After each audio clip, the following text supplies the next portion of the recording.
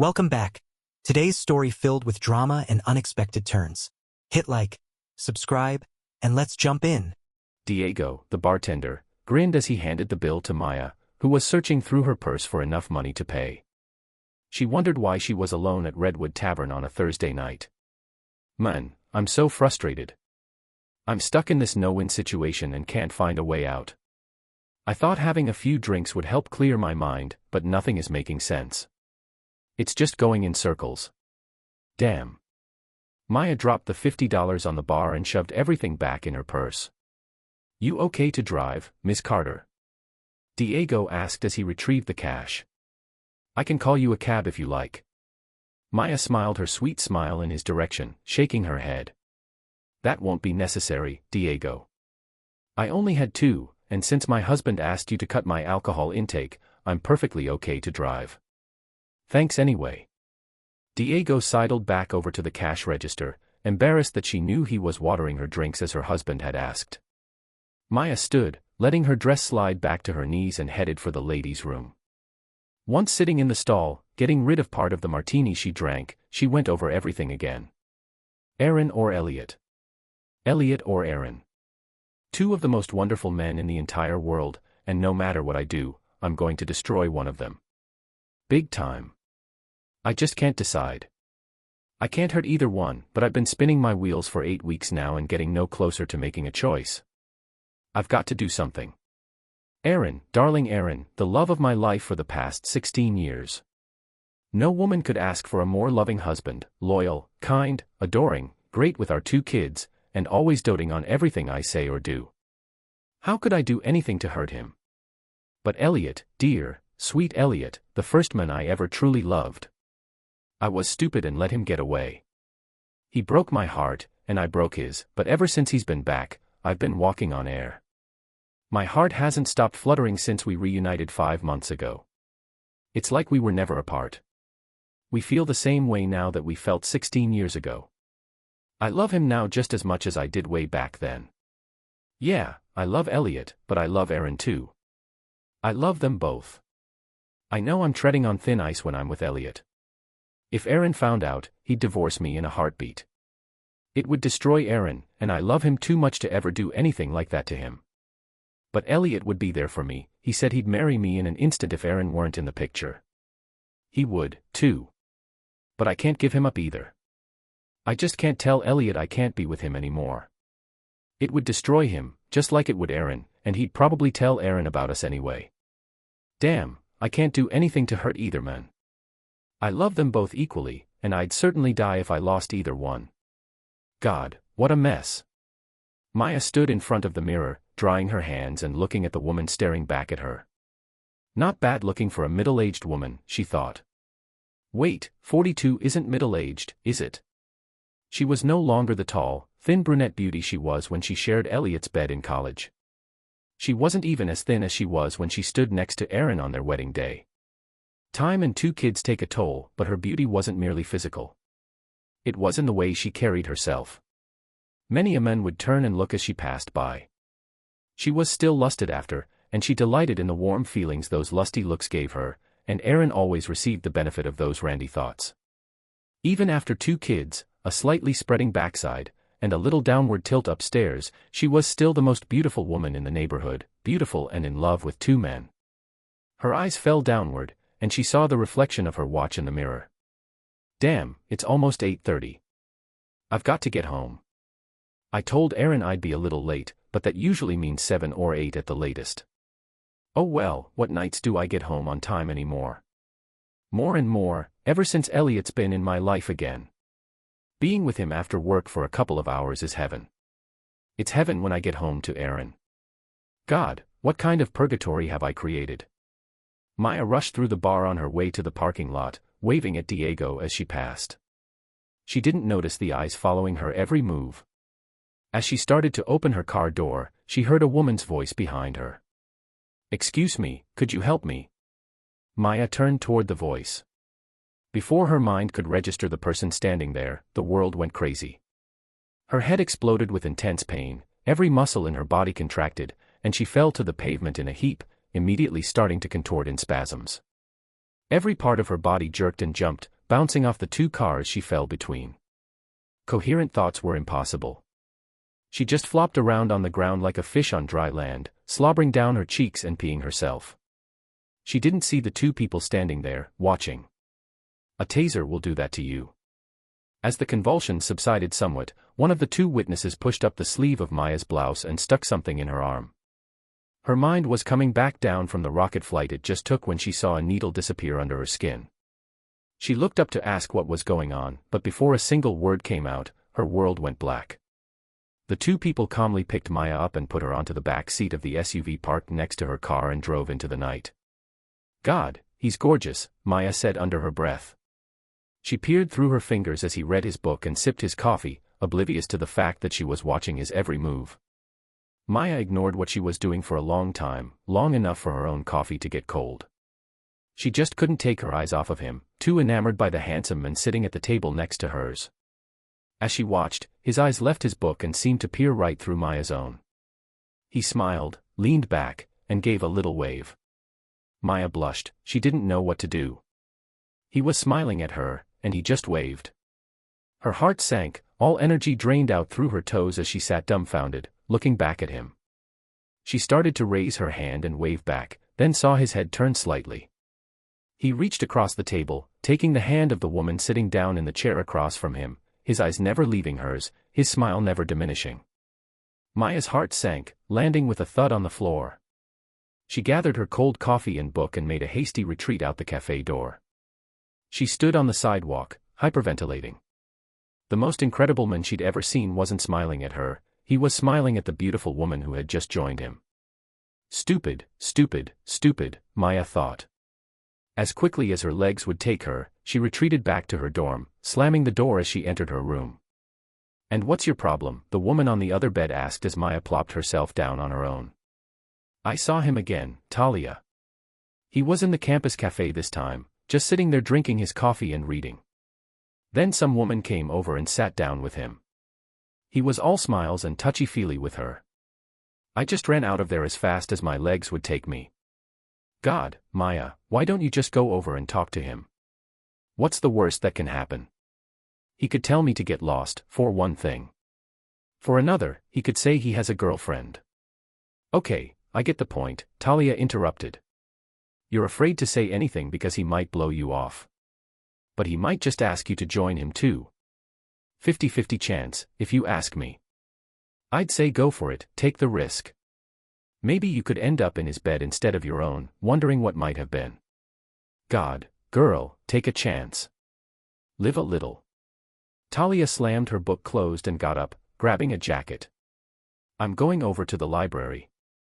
You stay here and fantasize about Mr. Gorgeous. I'll be back before dinner. A week later, she got her wish. Same cafe, same table, different result. This time, Maya spoke. Excuse me, Maya said. Would you mind if I sat here? It looks like all the seats are taken. Mr. Gorgeous looked up and smiled. Of course not, please. Hi, I'm Maya, she said, extending her hand, almost knocking his coffee off the table. Evan. Evan Stanford, he said with a distinctive accent. Nice to meet you, Maya. I've seen you in here before. Still reading Dostoevsky's Crime and Punishment, I see. Tough book. No, I finished it a while ago. I just carry it to look like I'm studying. Actually, I'm just here to get my daily infusion of caffeine. Have you tried the coffee over at Cafe Haven? Nice selection of just about everything. No, I just come here because it's close to my dorm. I don't have a car, and Cafe Haven is too far to walk. I've got a car. Why don't I drive you over the next time you have a caffeine attack? Maya's heart started thumping, her hands sweating, her mind racing. Mr. Gorgeous, Lucas Blake, had just asked her out. I'd like that. How about tomorrow, after lunch sometime? Sounds good. Here's my number. Call me the next time the urge hits. They went for coffee every day, talking and getting to know one another. Just before the winter break, he asked her out on a real, official type date, as he put it. The date was wonderful, the weather was wonderful, even the walk around the campus lake afterward was wonderful, cold but wonderful. Maya found herself walking on cloud nine as she held his hand. Their first kiss, in the darkest corner of the quad, set her heart on fire. At home during the winter break, Maya found herself thinking about Evan all the time.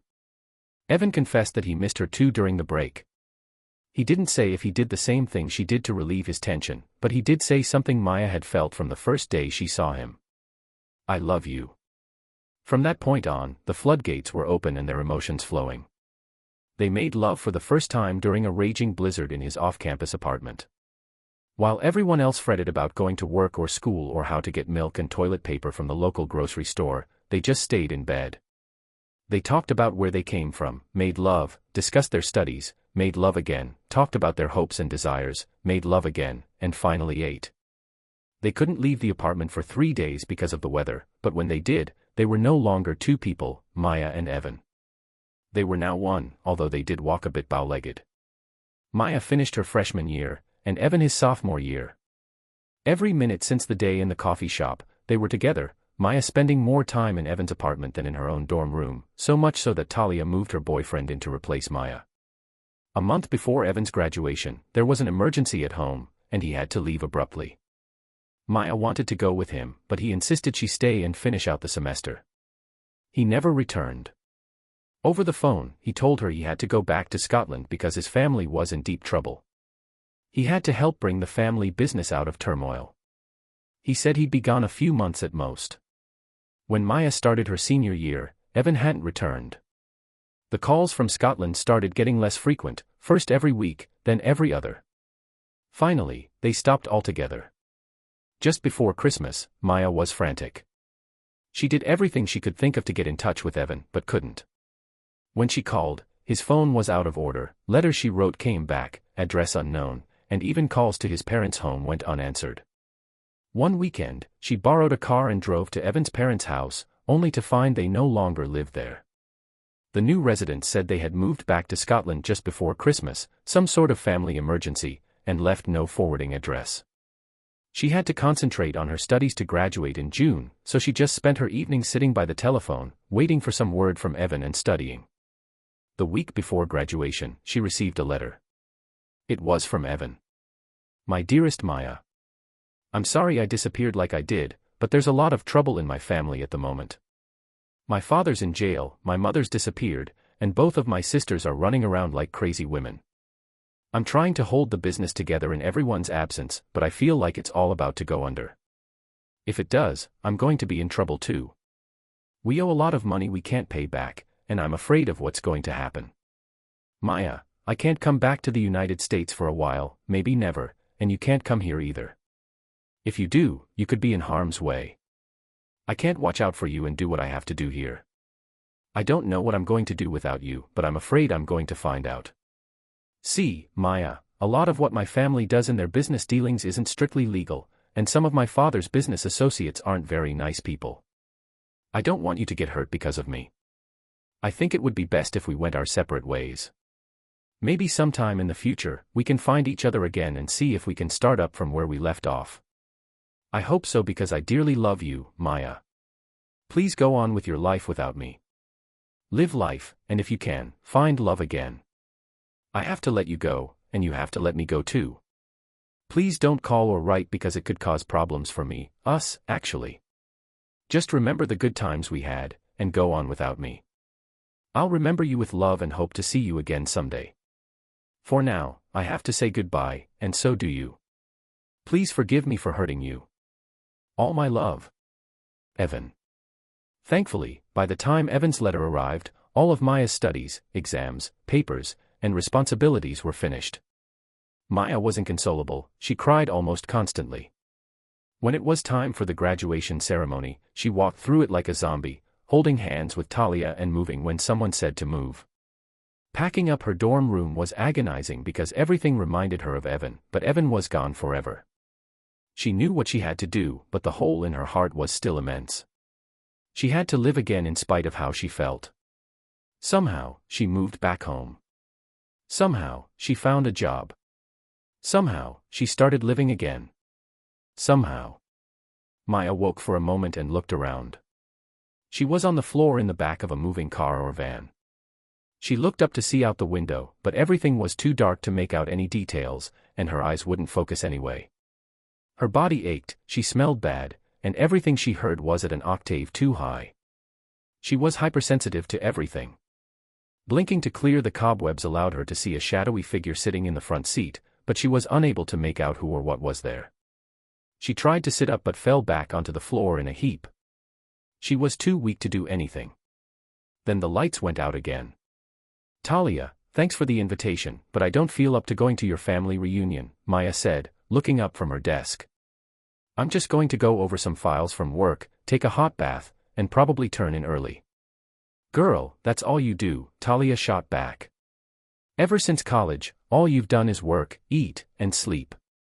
Face it, he's gone and isn't coming back. What you've got to do is get out among the living again. Going to my family reunion isn't exactly one of those Delta House frat parties, but the food is good, some of my cousins are quite cute, and a couple of them are even single. At least you can help me fend off that old leck Uncle Martin." "I thought you told me he wasn't your uncle," Maya asked, scrunching up her nose. "He's not, he's just been part of the family like forever, but he's still a leck. He's always trying to corner me for a quick feel, and if I had you there, he wouldn't pay me any attention." "Well, thanks for nothing. I get to be your Uncle Victor decoy, with him all over me while you run around and have fun." "No, thanks. It won't be like that, Maya. We can work together, we'll set up some signal that lets the other one know to come to the rescue. Then we can go into the kitchen and out the back door. Come on, it'll be fun, and you need to get out into the sun. You're looking pale and need a little color in your face, and you'll love my uncle's farm. I'll buy you a new dress." "Well, maybe, but it depends on the dress. Come on, let's go shopping."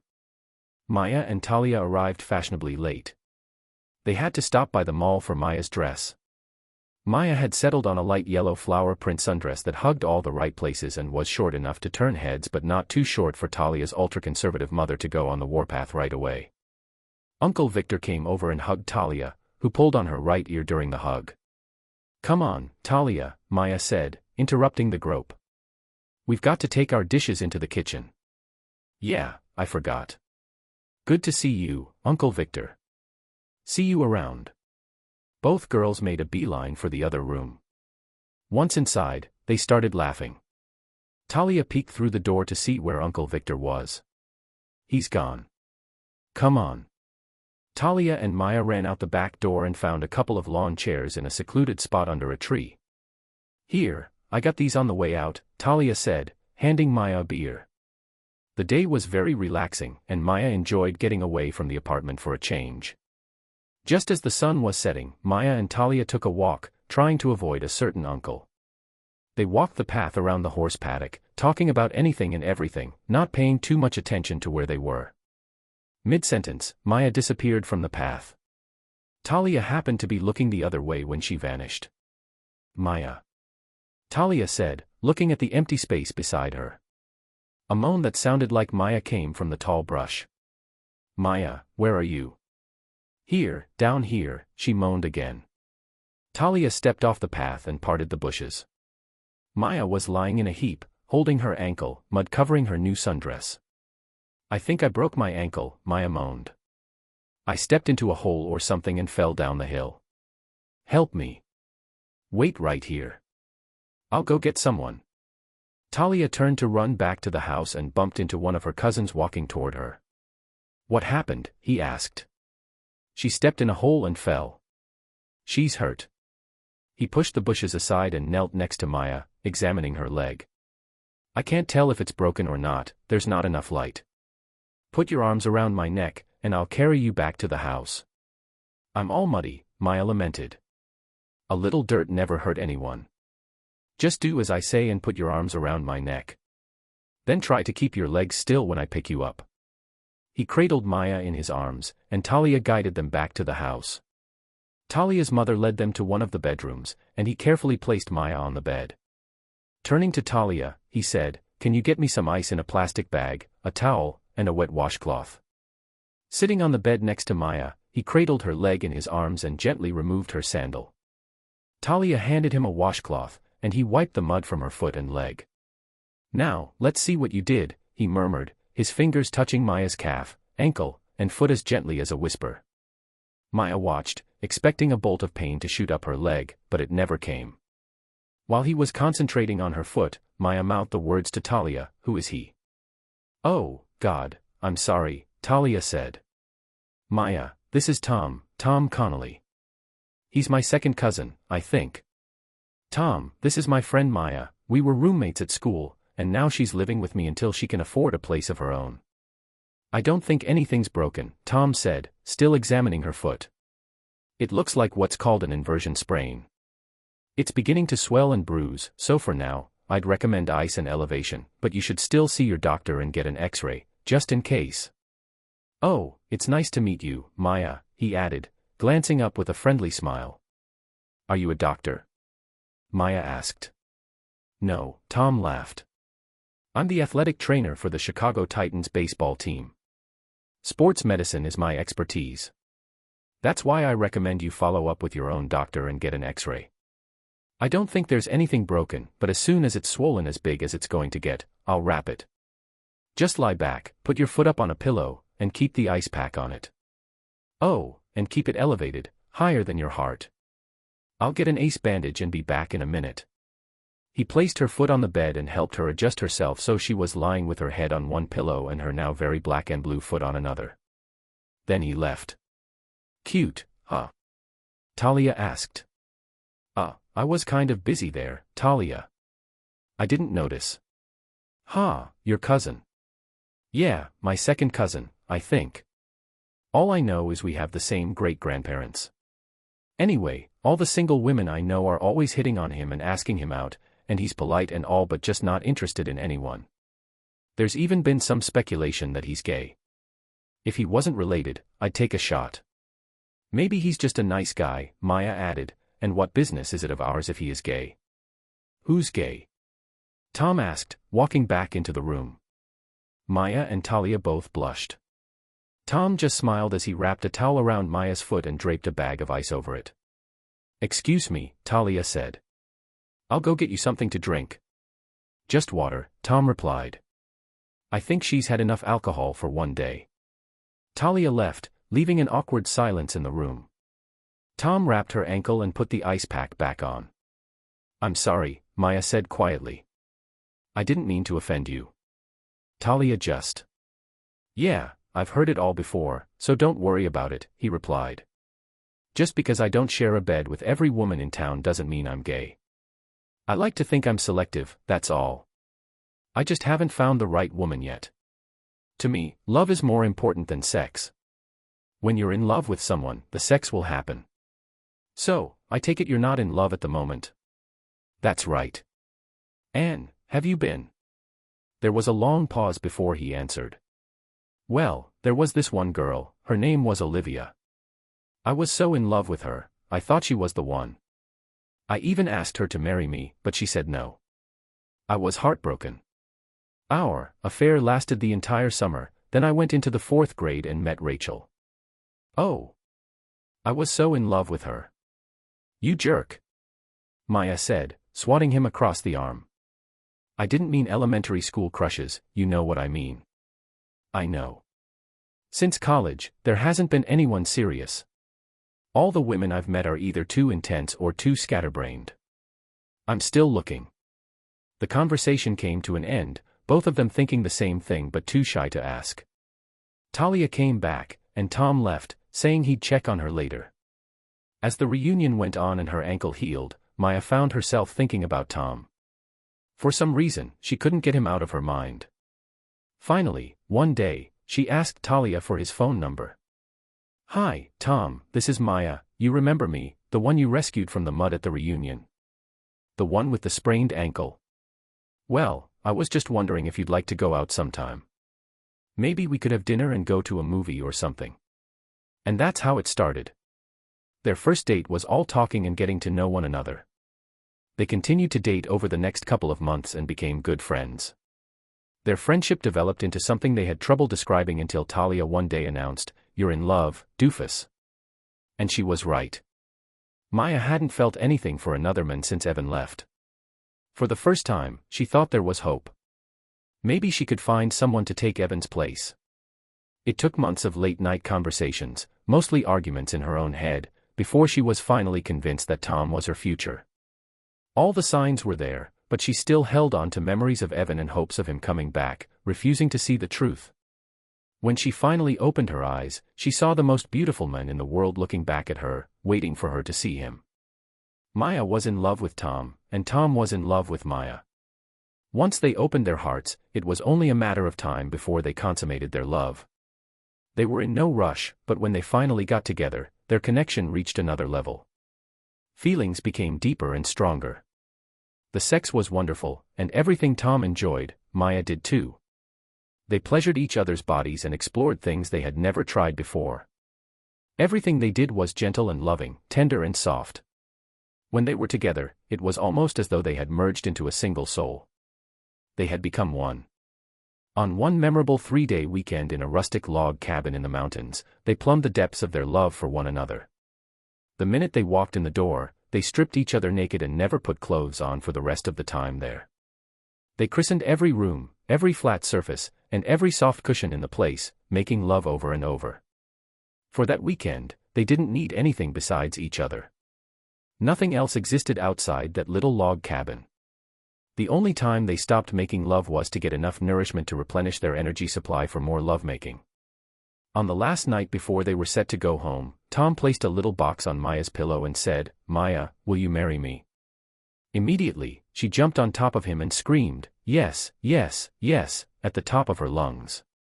She put the ring on her finger and proceeded to attack him with renewed vigor and a sense of purpose. Maya Hamilton was going to become Maya Connolly. They were the two happiest people on the planet. 6 months later, they were married. 2 years later, their son Ethan was born.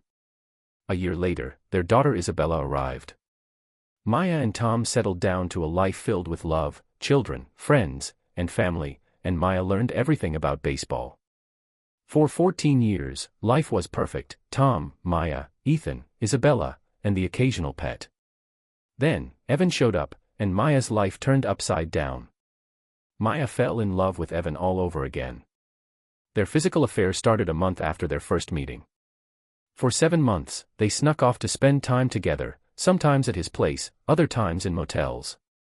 It was like being on a perpetual honeymoon. The passion was intense, and it was as though the years since college had never happened. At times, they made love tenderly and gently, and other times they were wild and uninhibited, often until they couldn't stand.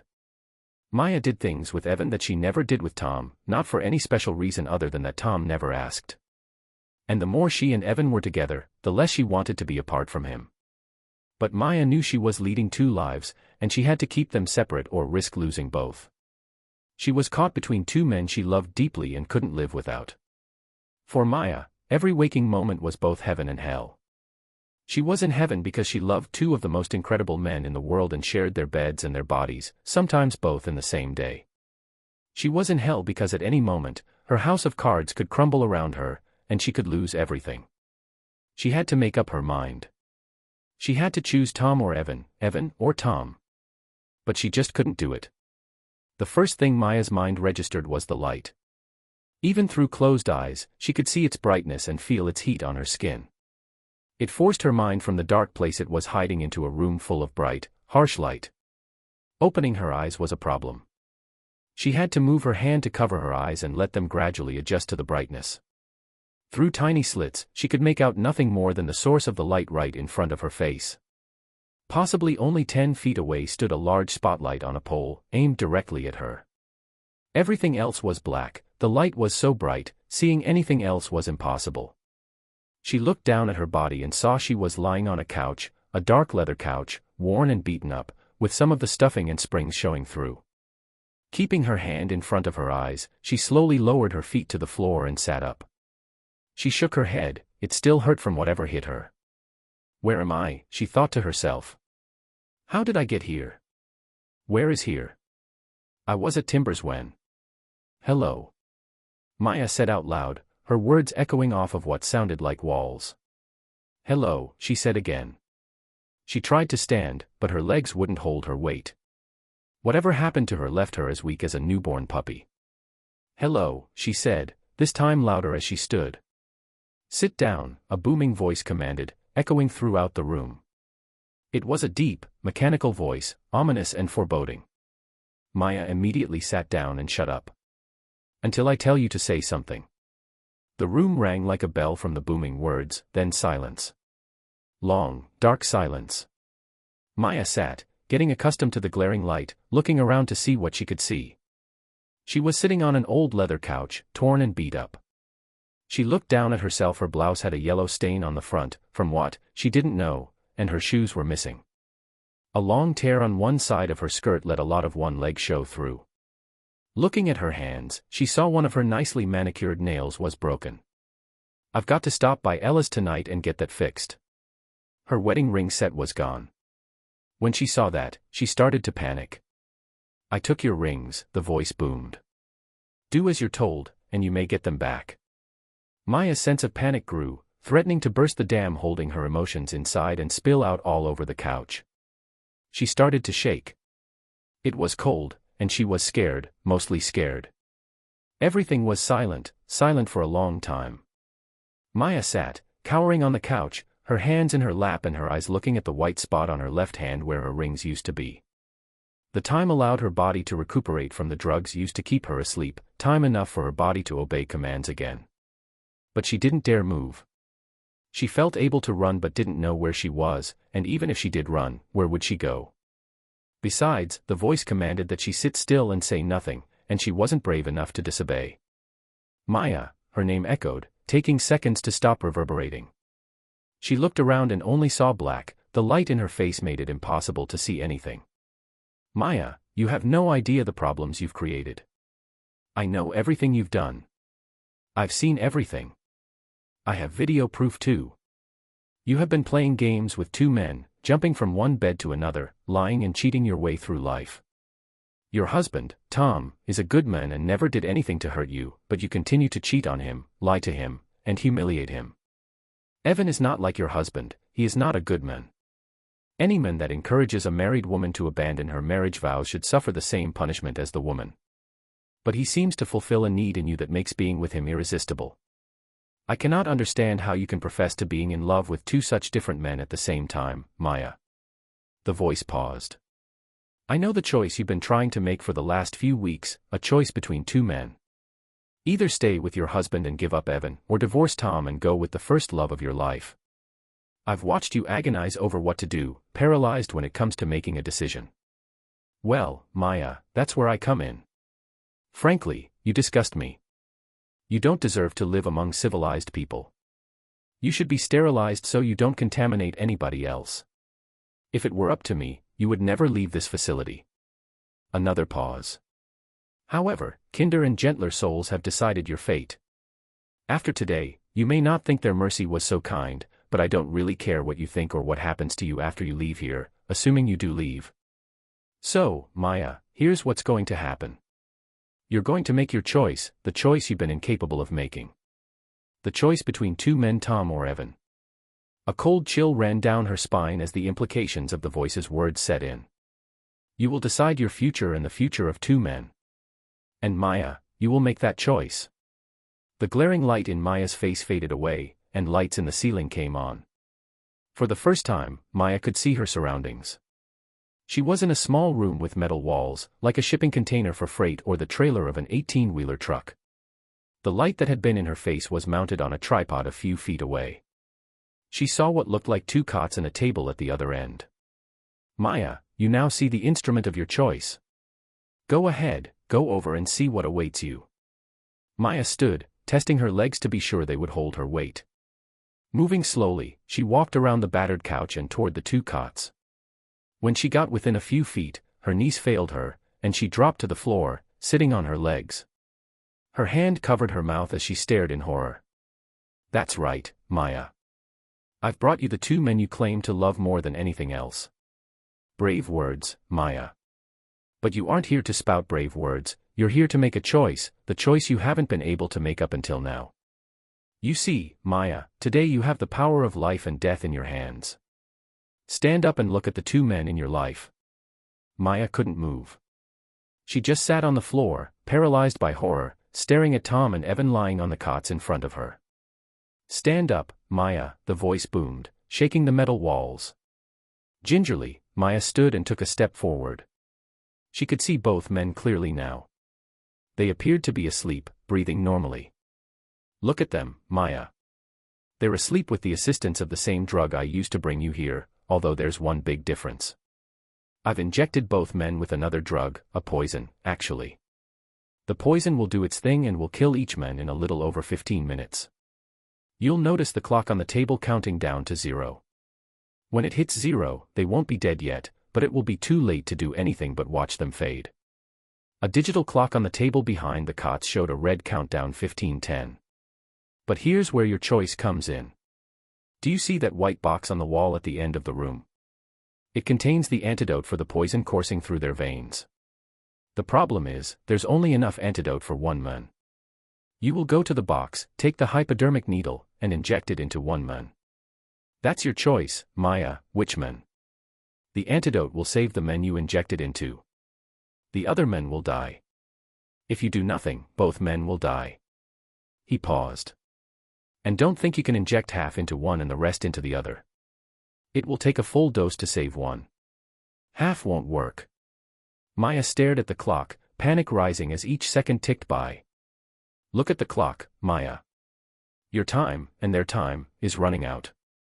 And don't think of trying to escape. By the time you'd get out of this room and find help, both men would be long gone. You are hours away from help.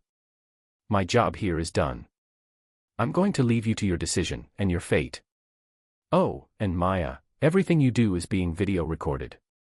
When you get out, assuming you do, you'll find a laptop with the video just outside. You may need it when the authorities question you about the death of the men you didn't save." Silence fell over the room. Maya stood, frozen, her mind swirling with a jumble of thoughts, unable to think clearly. She looked back and forth between Tom and Evan, then at the clock. 13:30. She had 13 minutes. Panic began to suffuse her body, tightening her chest and making her vision blur. "No!" Maya screamed, the echo of her voice deafening in the small metal room. She fell to her knees between the two men, sobbing, looking up at their peaceful, sleeping faces. She reached out to touch Evan's shoulder, then turned to touch Tom's. The warmth of each man's body under her hand made her heart race. They were alive. Soon, though, one would be cold and gone. But which? She looked at the clock again. 12:55. "Oh, God, I can't do this," she sobbed. "Help me, please, I can't do this." Her cries reverberated through the metal walls, bouncing back to her, taunting her. 12:30. The urgency in the room weighed on her, pressing her to act. She forced herself to her feet and stumbled to the white box at the end of the room. Inside was a large hypodermic needle with a piece of paper underneath. She pulled it out and read the instructions, pushed the needle all the way into the upper arm and depressed the plunger slowly. She clutched the needle in her hands, staring at it with wide eyes. It felt like she was holding a life in her hands. A life for one of the men. Dropping the instruction sheet, she walked back to the cots, her hands shaking so hard she almost dropped the needle. 10:15. Maya knelt down between the cots again, her mind a whirlwind of memories, moments with each man that flooded her heart with love and pain. Tom, her husband of 16 years, the father of her children, the men who had stood by her through life's joys and sorrows. And Evan, her first love, who'd reawakened the passion she thought she'd lost, the men she'd never been able to forget. How could she choose? Her eyes fell on Tom. Memories flooded back the day they brought home their son, their daughter's first birthday, family trips, quiet moments. He was her rock, her safe haven. He was the one who made her feel cherished, loved, and secure. Then she looked at Evan. The image of him in college filled her mind, their first kiss, the nights they spent talking about their dreams, the thrill she felt when he came back into her life. He was her heart's spark, her passion, the one who made her feel alive in a way she couldn't explain. 8:30. "No, I can't do this," Maya whimpered, her voice barely a whisper. Tears blurred her vision as she looked from one man to the other, paralyzed by indecision. The clock continued to tick down. 7:15. Time was slipping away. She knew that if she didn't decide, both would die. She had to choose. The weight of the decision pressed down on her like a vice, squeezing her until she could barely breathe. But still, she couldn't decide. She staggered to her feet, looking down at the needle clutched in her trembling hands. She made her choice. One man would live, and the other would die. She turned to one cot, took a deep breath, and bent down to kiss his lips. "Goodbye, my love." Then, turning to the other, she removed the plastic cap from the needle, bent down, and pushed the needle into his upper arm. Slowly, she depressed the plunger until all the liquid inside was gone. She tossed the spent syringe across the room and fell to her knees, weeping. 25 years later, Maya walked up the hill from her car, passing rows of gravestones, her steps heavy with memory. She reached a familiar place, sat on the reflection bench under a tree across from the gravestone, and folded her hands in her lap. After a silent prayer, she leaned against the granite, staring at the sky. As always, the tears started, and the ever-present ache in her heart flared to life, bringing back memories of that fateful day. It was Maya's birthday. She'd just turned 68. She reflected on her life, feeling as though she had lived 3 lives. The first, as a married, working mother of 2 with a loving husband, a life that had lasted 16 years. The second, as a patient in a hospital, struggling to find reality again, a journey that took 9 years. And now, the third, as the quiet old woman who tended her garden and lived alone with her memories, her cats, and a lifetime of regret. So far, this last life had spanned 16 years. Each year on her birthday, she came to visit the grave of the men she lost. Each year, she asked for forgiveness, and each year, she left with the same heavy emptiness, feeling unfulfilled. Maya looked at the gravestone, reading it for the 1000th time. Evan Matthew Stanford, Forever in Our Hearts, 1969 to 2019.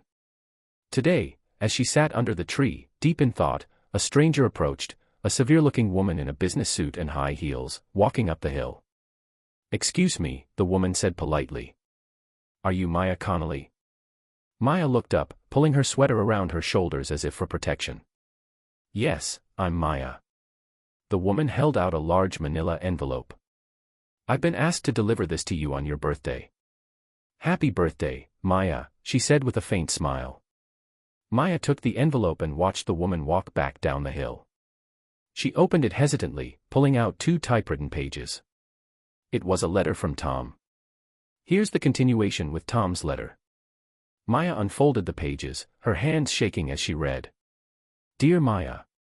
If you're reading this letter, that means I'm gone. I always thought I'd have more time, but I'm okay with it. I've lived a full life, and despite some bumps along the way, I've had a good run. I've been lucky enough to see our children grow up and have families of their own. I've traveled, met extraordinary people, and, in time, found love again. A few years after our divorce, I married a wonderful woman named Claire. She healed my heart and made life worth living again. She's been a mother to our children and a friend to me. I know you never met her, but I think you'd have liked her. She knew everything about us, Maya, and in her quiet way, she encouraged me to tell you the truth about what happened all those years ago. I want to close this chapter properly, to give you answers you probably never had. The biggest question I imagine you still carry is who set up that impossible choice for you? Who drugged us and put you in the position to choose? It's a question I'm sure has haunted you. Maya, the answer is simple. I did. That's right. I set the whole thing up. I paid someone to arrange it all. I wanted to test you, to see if you would choose me. It was a terrible thing to do, and I thought I could handle it, but in the end, I couldn't. I almost called the whole plan off so many times, but I had to know. Would you choose me, or would you choose him? I got my answer that day.